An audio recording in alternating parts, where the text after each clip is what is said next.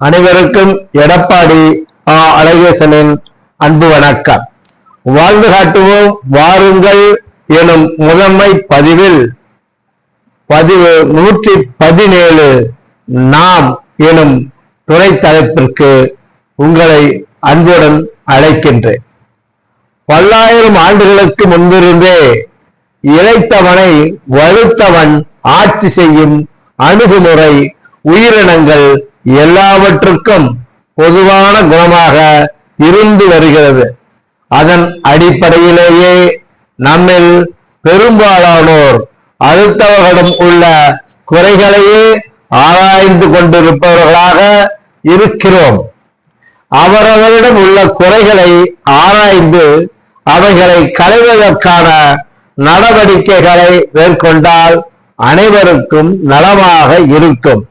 ஆனால் ஒருபோதும் அவ்வாறு தவறை குறைகளை சுட்டிக்காட்டும் கைகள் தங்களது குறைகள் என்று வரும்போது கைகட்டி வாய்ப்பற்றி மௌனம் காக்கிறார்கள்.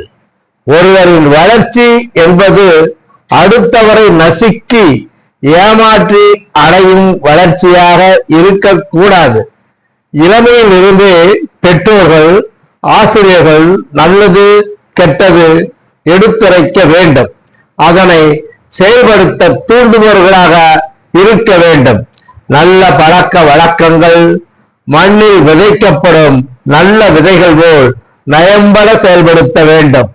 மனிதர்கள் தவிர பிற உயிரினங்கள் மேல் நன்மை தீமைகளை விதைத்தல் என்பது இயலாத ஒன்று, இயற்கைக்கு முரணானது.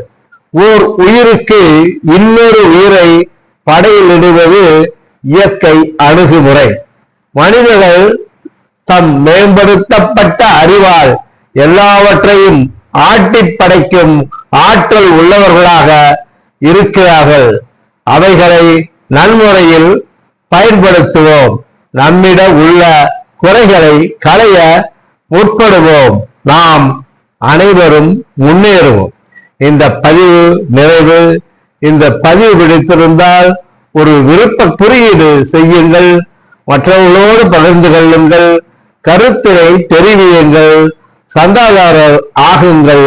அப்படியே மணிக்குறியீட்டை அழுத்துங்கள். வாழ்க தமிழ், வளர்க இந்தியா. நன்றி, வணக்கம்.